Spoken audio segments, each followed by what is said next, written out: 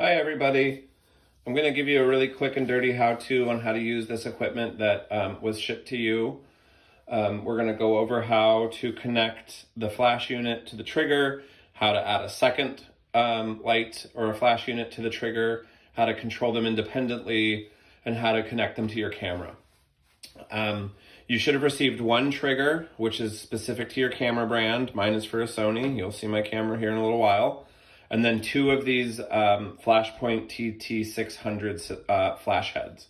So I only have one of these. I have another light off camera here that I will use to show you how to hook up a second light. And it's from the brand Godox. And just so you know, Godox and Flashpoint are the same equipment. They're just rebranded for different retailers. So Godox is the brand that B&H sells. Flashpoint is the brand that Adorama sells. But they're cross-compatible. They're the same equipment, just rebranded for different stores. So let's start by taking out our flash head. So you've got the carrying case, one of these little flash heads, and then also a little stand. And the stand is really great because you can hook it up to your hot shoe, tighten it down, and then you have a stand for your light. Now, the other thing about this is it's got a threaded insert.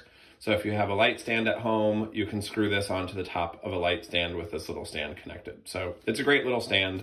I anticipate that you guys will probably use them a lot. So don't lose them. Okay, so the first thing that we need to do is add batteries to all of this. So I will start by putting batteries into the trigger and shutting it down. So it's off, but the batteries are in. I will do the same for my flash head. So 4 batteries. So if you have rechargeable batteries at home, that might be a good idea to use those. But like me, if you don't, AA's will work just fine. You just might start going through them a little bit. I'm gonna start with my flash head because there's a couple things we need to make sure are set correctly on our flash head. So when I turn it on, you're gonna see a menu pop up, and there's a bunch of things on here that I wanna point out to you. So M is the first one, that stands for manual. There are other modes to use this in. TTL, which if you're not familiar with that term, that stands for through the lens. That's a feature that lets your camera take meter readings compensating for the flash. There's GR, which, let me see if I can get my light back on here. GR, which stands for group, which is A. Zoom here, which is at 24 millimeters. And what this means is that your camera can compensate for different amounts of light for different focal length lenses. If you're not using your flash on your camera, that's not a hugely important setting, except to get it to work right later on, which I'll show you. So we can leave that for now. Let me get my light back on here. We also have down here this little radio symbol, an S in a square, and a CH10. CH10 stands for channel 10. So the first thing that you need to make sure on your unit is that the radio symbol and the S are what you see. And in order to do that, you long hold the mode button, which is what I'm doing with my thumb. So we're gonna long hold, and you'll see that it's flashing. And as I rotate, we go to M, S, and that radio thing flashing. So we wanna make sure we're at S and the radio is on. So then I hit set. And now you'll see the channel 10. And I'm gonna leave that for right now, and I'll come back to that in a second. Now I can turn on my trigger. And it's right here, the on off. We're just gonna turn that on. And again, you're gonna see a menu pop up. Right now we're at channel 10, group A, that's why the A is in a square, manual. And then this fraction represents the amount of power that your light will be using. So right now we're at 1/128th of full power on this light head. And I'll show you how you can change that a little bit later. So the most important thing for syncing your flash with your trigger is to make sure they're in the same channel. So on your trigger down here at the bottom, you're gonna see ZM/CH. That's zoom/channel. So I'm gonna long hold that button, and now you can see that the 10 of the channel 10 is highlighted. As I rotate the dial, you'll see that the channel changes. So I'm gonna go to channel 5. There's 32 channels here. I'm just gonna set it to channel 5 and then hit set. And you'll see that zoom here is set to auto, and I'll show you why I have zoom set to auto a little bit later. Get the light turned back on, and you can see the light is set to channel 10. So the trigger is set to channel 5 and the light is set to channel 10. So we need to make sure those are both 5. So I'm gonna hold down the GRCH button. It's a long hold. And now you can see channel 10 is blinking. So I'm gonna use my dial and rotate that down to channel 5 and hit set. As I hit the group button, if I don't long hold it, then you can see the group is changing. So we want group and channel to be the same on both. So group A, channel 5, and then I hit set.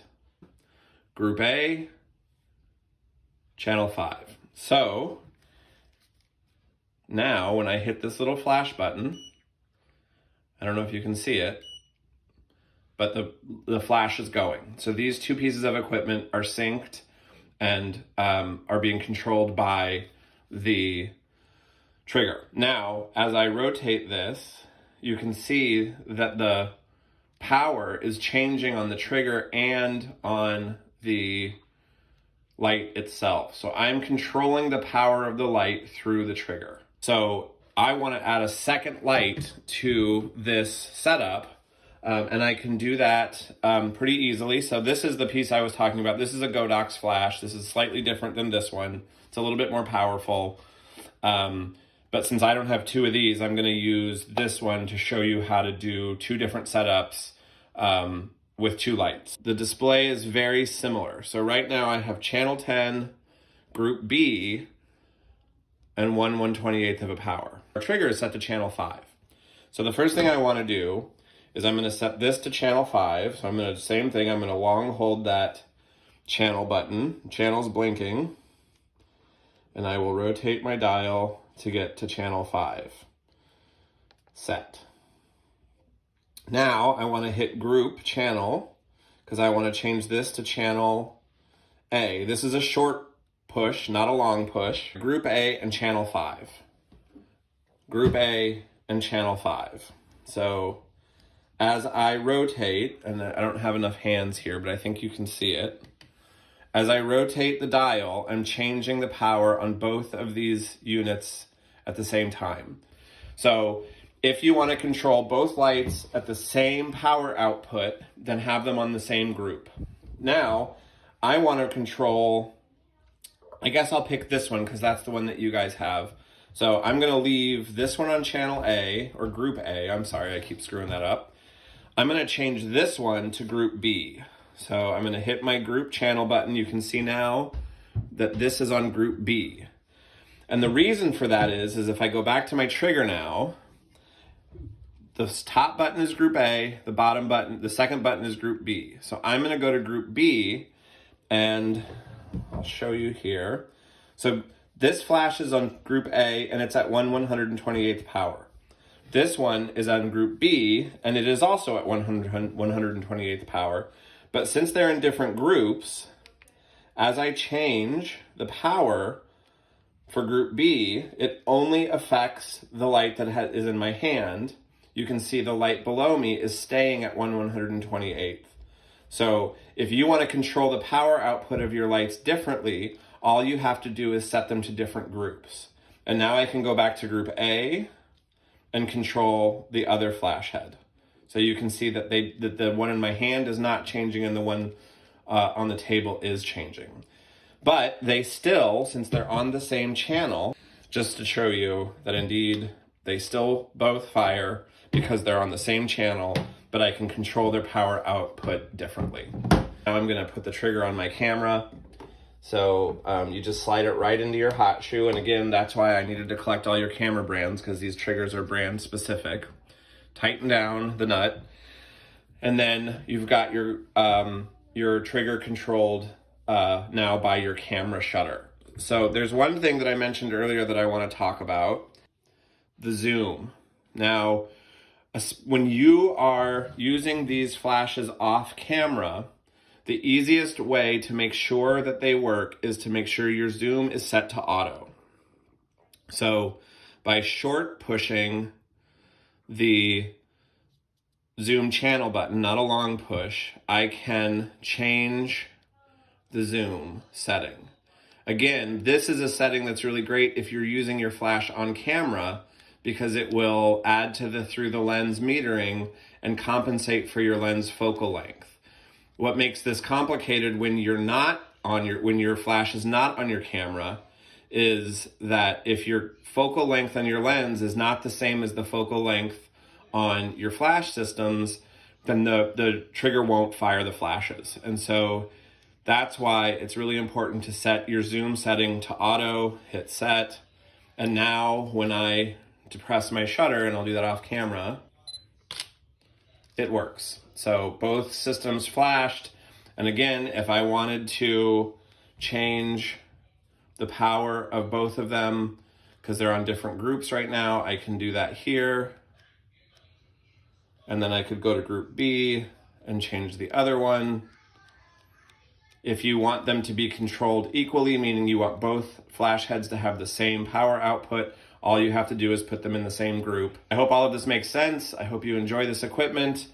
As always, if I haven't answered your question you have, came with some handy dandy instruction manuals. You should be able to get the answers there, but feel free to reach out to me if you have specific questions.